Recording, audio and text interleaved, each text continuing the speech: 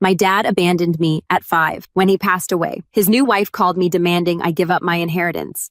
So I took her to court, won my fair share, and gave my grandma the peace she deserved for raising me alone. So I'm 25, I work full-time and currently live with my grandma. I've been with her for as long as I can remember.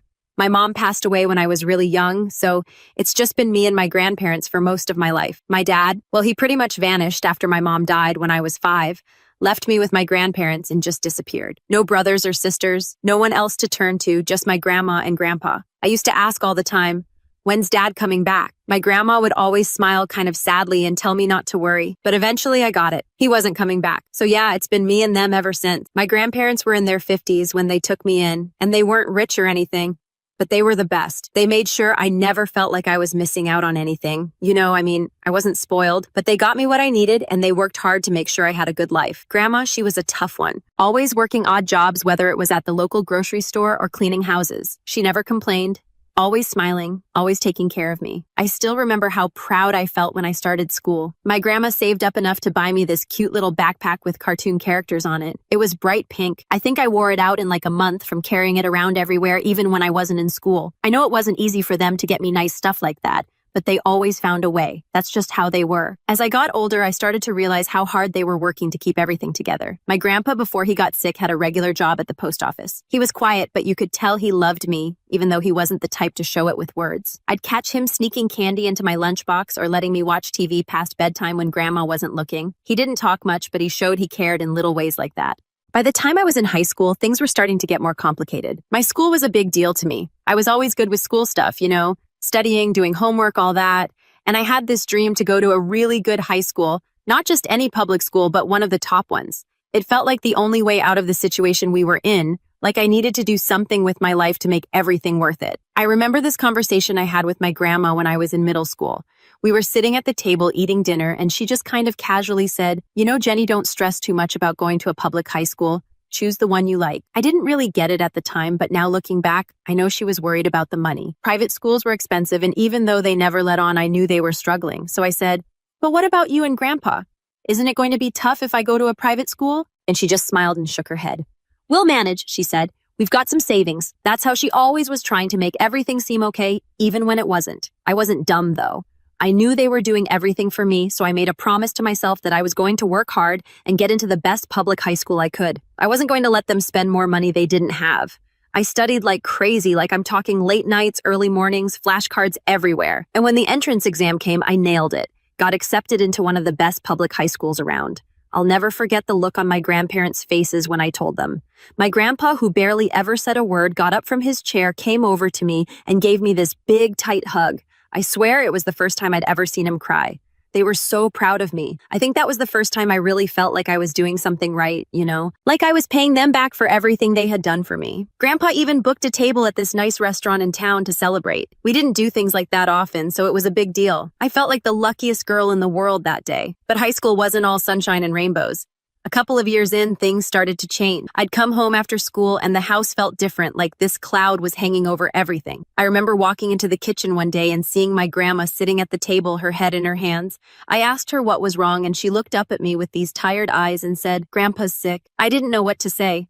What do you say to that? I was just a teenager and I didn't really understand how serious it was at first, but it got bad real bad. Grandpa was in and out of the hospital, and every time he came home, he looked worse than before. He stopped working, and Grandma had to pick up more hours at her jobs just to keep things running. I felt so helpless. I couldn't do anything to fix it. I tried to keep up with school, but it was hard to focus when all I could think about was what was happening at home. I'd stay up late studying, but I'd also be worrying about whether Grandpa would be okay. And Grandma, she was always so strong, but I could see the cracks. She was exhausted. There were days when she'd come home from work, sit down on the couch, and just stare at the wall for what felt like forever before she'd get up to make dinner. I started helping out more, doing whatever I could, cooking, cleaning, whatever needed to be done. I didn't want her to worry about me on top of everything else. She'd always tell me, "Don't worry, Jen. Focus on your school. You've got a bright future ahead." But how could I focus on school when it felt like everything around me was falling apart? Grandpa's condition kept getting worse.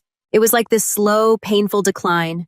One day he'd be okay, and the next he'd be back in the hospital. I hated it. Hated seeing him like that, hated seeing Grandma so worn out, and I hated that I couldn't do anything to make it better. That's when things really started to hit me. Life wasn't going to be easy, it wasn't going to be fair, and it definitely wasn't going to be what I expected. Things got worse after Grandpa's diagnosis. It wasn't something I could ignore anymore, and honestly, I didn't want to. Every time I walked into the house, it felt heavier, like this weight I couldn't shake off. Grandpa wasn't just sick, he was getting worse fast, and I didn't know how to deal with it. I was a teenager, and I'd never seen someone I loved just fade like that. Grandma tried to keep it together, but I could see the cracks. She didn't complain, but she didn't have to. You could just tell. There were days she'd come home from work, her shoulders all slumped, like the weight of the world was on her. She'd smile at me, ask about school, make dinner like she always did, but it wasn't the same. We both knew it. Grandpa was in and out of the hospital so much I couldn't even keep track of the appointments anymore. Some days he'd be there for a week, other times just a few days, but each time he came back, he looked worse. It was like watching someone slowly disappear. He used to be this strong, quiet man, and now he was weak, tired, and couldn't even get out of bed half the time. It was tough to see. I wanted to help, but what could I do? I was just a kid. Grandma was the one holding everything together, or at least trying to. She started taking on even more part-time jobs. It wasn't just about paying bills anymore. There were the hospital costs, medication, everything. And even though Grandpa had insurance, it didn't cover everything. I didn't really understand the financial part of it back then, but I knew we were struggling. I could hear her late at night talking on the phone with the hospital, trying to figure out payment plans, arguing with them sometimes. I tried to step up to help out more around the house. I'd make dinner if she was late. I'd clean, do laundry, anything that I thought might take some of the pressure off. I even got a part-time job at the local store to bring in a little extra cash. It wasn't much, but it was something. But no matter what I did, it didn't feel like enough. And honestly, it wasn't. How could it be? The worst part was seeing Grandpa like that. I'd come home from school and go straight to his room to check on him. Some days he'd be asleep. Other days he'd be sitting up trying to act like everything was fine. He'd tell me stories or try to crack a joke, but even that was fading. There was this one day I'll never forget. I walked into his room and he looked up at me with this weak smile and said, "Jenny, I'm sorry." I didn't know what to say. Sorry for what? For being sick, for not being able to be the grandpa. I remembered, I just sat there with him, holding his hand, not knowing what to say. Because what do you say to that? Nothing I could say would fix it. As time went on, things just kept getting harder. Grandpa had retired by then, and it was all on Grandma to keep us afloat. I could see how tired she was, but she never let on. She'd say, "Don't worry, Jenny. I'm fine," but she wasn't. She was running herself into the ground, and I knew it. There were days when she'd come home from work, and I could tell she'd been crying, but she'd never admit it. That wasn't her style. And then there was the hospital. It felt like every other day there was some new complication with Grandpa's health. The doctors would explain things to me, but I didn't understand half of it. I just knew it wasn't good. One night, Grandma and I went to visit him, and he was hooked up to all these machines. He was barely awake, and when he saw us, he tried to smile. But he couldn't. That's when it hit me, like really hit me, that he wasn't going to get better. I didn't know how to deal with that. How do you prepare yourself for losing someone you've lived with your whole life? Someone who's been there every day, even if they weren't the loud, talkative type. I felt like I was losing my whole foundation. I'd go to school trying to focus, trying to act like everything was normal, but it wasn't. My friends didn't really get it. They'd ask, "How's your grandpa?" And I'd just say, "He's okay," because what else could I say? No one my age was dealing with this stuff. They were worried about grades or what they were doing over the weekend, and here I was worrying about whether my grandpa would make it through the night. Grandma started talking about applying for assistance from the government. We'd always been able to manage, but now we needed help. I didn't know much about how that worked, but I could tell she didn't want to do it. She was proud, and asking for help wasn't in her nature, but we didn't have a choice. I remember the day she went to the city office to apply. She came home with this big stack of papers, all these forms she had to fill out, and I could see the frustration in her eyes. "It's confusing," she said, sitting at the table staring at all the paperwork. I sat down with her and helped as much as I could, but it felt overwhelming. Eventually, we got through it, and a few weeks later, we got the approval. I thought that would make things easier, but it didn't. It just made everything feel more real. We were now officially on assistance, and that felt like a loss in itself. As Grandpa's condition got worse, I could see the toll it was taking on Grandma. She was still working, still doing everything she could, but it wasn't enough. It never was. There was one night after Grandpa had another bad episode where she just broke down. I'd never seen her like that. She sat at the kitchen table, her hands covering her face, and just cried. I didn't know what to do. I wanted to comfort her, to tell her everything would be okay, but I couldn't because I didn't believe that myself. We were running on empty, and it felt like no matter how hard we tried,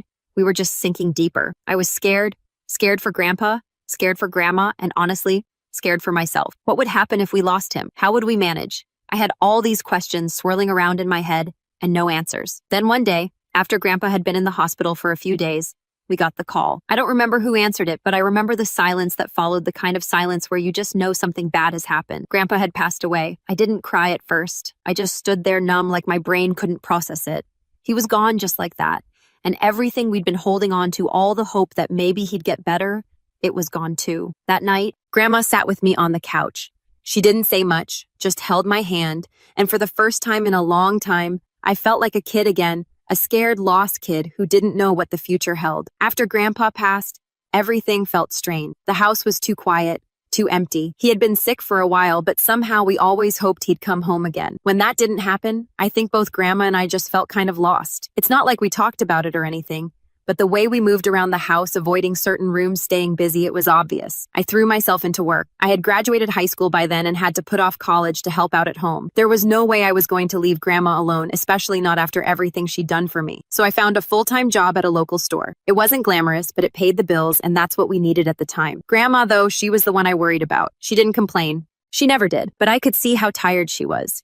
She was still working her part-time jobs even after everything, and I knew she felt guilty. One day I came home from work and found her sitting at the kitchen table staring at the stack of bills like they were about to jump up and bite her. I sat down across from her. "What's wrong?" I asked, even though I knew the answer. She just sighed and shook her head. "It's these bills, Jenny. We're managing, but barely. I'm just so tired." I didn't know what to say. I mean, I was tired too, but I wasn't going to say that. I had to step up. "Don't worry, Grandma. I'm working full-time now, remember? We'll get through this." She gave me a small smile, but it didn't reach her eyes. "You're too young to be worrying about bills. This isn't the life I wanted for you." That hit me hard. I could tell she felt guilty, like she'd somehow failed me, but I didn't see it that way. She and Grandpa had raised me, given me everything they could, and now it was my turn to help. I wasn't going to let her carry all that guilt. "Grandma, you did everything for me. I wouldn't be where I am without you and Grandpa. Don't think for a second this is your fault." She nodded, but I could tell she wasn't convinced. After that, I made it my mission to work harder, take on more shifts, do whatever I could to make sure she didn't have to worry so much. It wasn't easy, but it was what I had to do. A few months went by, and things started to settle into a routine: work bills, sleep, repeat. It wasn't much of a life, but it was ours. Then one day, out of nowhere, we got a phone call. It was weird because nobody ever called us. I answered, and on the other end was this woman I didn't recognize. "Hello, is this Jennifer?" she asked. "Yeah. Who's this?" There was a pause, and then she said, I'm your father's wife." My stomach dropped. My father, I hadn't heard from him in 20 years, and now all of a sudden, his wife was calling me. I didn't even know he was married. "Okay," I said slowly, not sure what to expect. "I'm sorry to tell you this, but your father passed away in a car accident." I didn't feel anything. I mean, what was I supposed to feel? The guy had abandoned me when I was a kid, and now I was supposed to care that he was dead. "I see," I said, trying to keep my voice steady. She kept talking, but I barely listened, something about the accident, the funeral, and so on. It wasn't until she said something about inheritance that I snapped back to attention. "Inheritance," I repeated. "Yes," she said, and I could hear the tension in her voice. "He left behind some assets, and as his biological child, you have a claim to them." Now I was confused. This man hadn't been in my life for years, and suddenly I was entitled to his money. It didn't feel real. I didn't even want anything from him. Why would I? But then she said something that really rubbed me the wrong way. "Would you consider giving up your inheritance rights? It would make things easier for us. I mean, for me. We don't have any kids, and your claim complicates things." I couldn't believe it. She didn't even try to hide what this was about. It wasn't about my father's memory or closure or anything like that. It was about money, and not for me, but for her. She wanted me to just walk away, pretend like I didn't exist so she could have it all to herself. "No," I said firmly. There was a pause. "No, that's right," I said, my voice stronger now. "I'm not giving up anything. I didn't even know about this inheritance, but now that I do, I'm not just going to give it up because it's convenient for you." She didn't like that answer. "But you didn't even have a relationship with him. What difference does it make to you?" That hit a nerve. "You're right," I said. "I didn't have a relationship with him. He left me with my grandparents and disappeared. But that doesn't mean I don't deserve what's rightfully mine." I could hear her fuming on the other end of the line. "This isn't fair," she muttered. "I don't care if it's fair to you," I snapped. "He was my father, whether he acted like it or not, and I have a right to whatever he left behind." She hung up after that. I sat there for a few minutes trying to process what had just happened. I hadn't thought about my father in years, and now all of a sudden his death was bringing all this drama into my life. I told Grandma about the call, and she wasn't surprised. "I always knew your father was selfish," she said, "but this trying to take everything for herself, that's low even for him." We decided to consult a lawyer just to make sure we knew what we were getting into. I wasn't sure how much money we were talking about, but it didn't matter. I wasn't going to back down, not after everything we'd been through. I wasn't about to let some stranger, someone who didn't even know me, take something that for once was supposed to be mine. After the phone call with my dad's wife, things escalated fast. It wasn't just about my inheritance claim anymore. It became this weird battle between me, someone who hadn't even seen her father in over 2 decades, and his second wife, who clearly wanted everything for herself. I wasn't trying to be greedy, but the way she came at me demanding I give up my rights without even a proper conversation rubbed me the wrong way. So I dug my heels in. The first thing I did after talking to Grandma was call the family lawyer. He was actually a cousin of ours, and I'd only met him a few times growing up, but Grandma swore by him. She called him a straight shooter, which basically meant he didn't mess around with nonsense. I liked that. I didn't want drama. I just wanted to know what my rights were and where I stood in all of this. I sat down with him a few days later, and he went through everything with me. My dad had left behind a decent amount of assets, some savings property, a few investments here and there. It wasn't like he was rolling in it, but it was more than I expected from someone who had basically ghosted me for most of my life. The part that got me was how much of this was a surprise. I knew nothing about his life after he left. The lawyer said the second wife had been living pretty well, and now that my dad was gone, she wanted to hold on to everything. So what do? I asked the lawyer, sitting in his stuffy office feeling a little out of place. I didn't know anything about legal stuff, especially something like inheritance. I mean, this wasn't exactly something we learned about in school. Well, he said, adjusting his glasses and looking through some papers. You have a claim to half of your father's assets. As his biological child, you're entitled to that unless you choose to waive your rights. I shook my head. I'm not waiving anything. He smiled a little. I didn't think so. But the other side, meaning your father's wife, is likely to contest it. This could get messy. I didn't really care if it got messy. I wasn't going to let her bully me out of what was mine, but I had to think of Grandma too. She was still recovering from everything with Grandpa, and I didn't want to drag her into some legal battle. But when I talked to her about it, she was all for me standing my ground. You deserve this, Jenny, she said firmly. After everything you've been through, don't let that woman take what's yours. So that was it. We were in. The lawyer filed the necessary paperwork, and it wasn't long before the second wife's lawyer got in touch with mine. Apparently, she wasn't happy about me staking a claim and was prepared to fight. I tried not to think too much about it, but it was hard. I'd come home from work every day wondering if there'd be another call, another piece of paperwork, something else to deal with. It started to consume a lot of my time, which I guess is what legal stuff does. Then one day, there was a knock at the door. I wasn't expecting anyone, and Grandma was out running errands. I opened the door, and there she was, my dad's wife, standing right on my doorstep. Can we talk? She asked, looking all stressed out like this whole situation was wearing her down. I didn't really want to, but I figured I'd hear her out. All right, I said, stepping aside so she could come in. We sat at the kitchen table, the same table where Grandma and I had talked about everything just weeks before. It felt weird, like I was letting the enemy into my house, but I was curious about what she had to say. I know this must be strange for you. She started fidgeting with her hands. You didn't have a relationship with your father, so why are you pushing this? Her tone wasn't aggressive, but it was clear she was trying to guilt me into backing down. I wasn't having it. I didn't have a relationship with him because he left me, I said, keeping my voice steady. But that doesn't mean I don't have a right to what he left behind, she sighed. But I was his wife. I was there for him when no one else was. I'm not saying you don't deserve something, I replied, but I'm his daughter, and I'm not giving up my rights just because it's inconvenient for you. Her face tightened. Inconvenient? You have no idea what this has been like for me, losing him, dealing with all of this, and now this inheritance battle. You don't even need the money. I felt my blood boil a little at that. How did she know what I needed? She didn't know my life, didn't know the struggles Grandma and I had gone through. You don't know what I need, I said firmly. This isn't just about the money. It's about what's fair. She didn't like that answer, but she didn't push back as hard as I thought she would. Instead, she just looked tired. I just want this to be over, she muttered. Well, it'll be over when we settle this properly, I said, not backing down. I'm not giving in just to make things easier for you. There was a long silence after that. She stared down at the table, and I could tell she was trying to figure out what to say next. But whatever she was thinking, she kept it to herself. After a few more minutes of awkward silence, she stood up. I hope you reconsider, she said, her voice flat like she knew I wouldn't.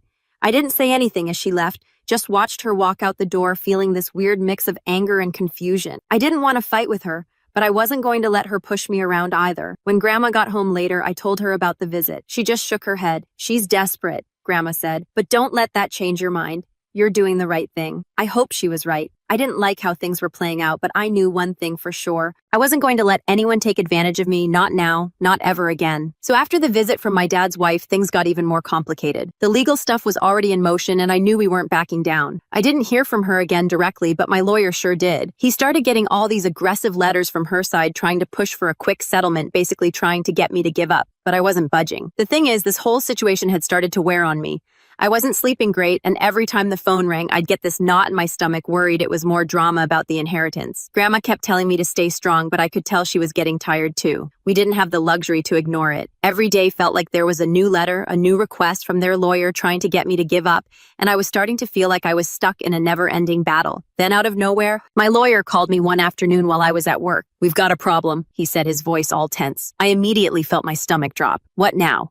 I asked, already bracing for the worst. "She's contesting your claim," he explained. "She's saying that your father didn't want you to get anything, that he specifically wanted it all to go to her." I was stunned. "What? How can she say that? There's no will that says that, right?" He sighed. "Right, but she's claiming that was his intent, that he just never got around to putting it in writing." I couldn't believe it. It felt like every time I thought things were starting to settle, they found a new way to stir it all up again. "So what do we do now?" I asked, feeling more frustrated than anything. "We fight it," he said simply. "She can claim whatever she wants, but unless she's got solid proof, it's not going to hold up in court. It's a scare tactic, plain and simple." I nodded, even though he couldn't see me. I knew he was right, but it didn't make it any easier to deal with. Every step of this process was just dragging out, making everything more exhausting. Weeks passed, and we kept going back and forth with their lawyers. At one point, they even tried to say I wasn't really his daughter. Yeah, seriously. They were that desperate to get me out of the picture. I couldn't believe the lengths they were willing to go to just to keep me from getting what was mine. I remember sitting down with Grandma one night feeling completely drained. "I don't even know why I'm doing this anymore," I told her, slumping down on the couch. Grandma gave me this look like she knew exactly how I was feeling. "You're doing this because it's the right thing," she said, her voice firm. "Don't let them bully you out of what's yours. Your father might not have been in your life, but that doesn't mean you don't deserve your share." She was right. But it was hard to keep that in mind when it felt like the fight was never going to end. Still, I kept going. We filed responses, showed up to meetings, and basically just kept pushing forward. Then one day I got a call from my lawyer that changed everything. "They're offering a settlement," he said, his tone surprised. "A settlement?" I repeated, not quite believing it. "What kind of settlement?" "They're offering to split everything 50-50, no further contest," he explained. "They'll drop all their claims and you'll get half of the estate." I sat there stunned. After all the fighting, all the back and forth, they were finally willing to settle. I didn't know what to say at first. Part of me felt like maybe I should have kept pushing.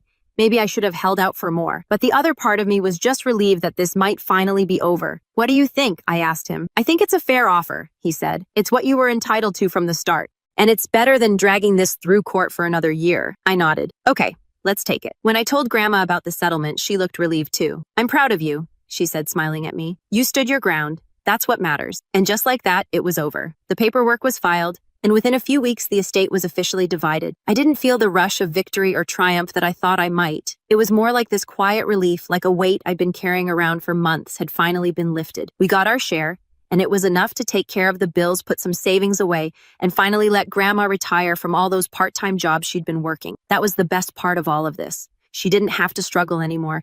And for the first time in a long time, I felt like things were going to be okay. I thought a lot about my dad after everything was settled.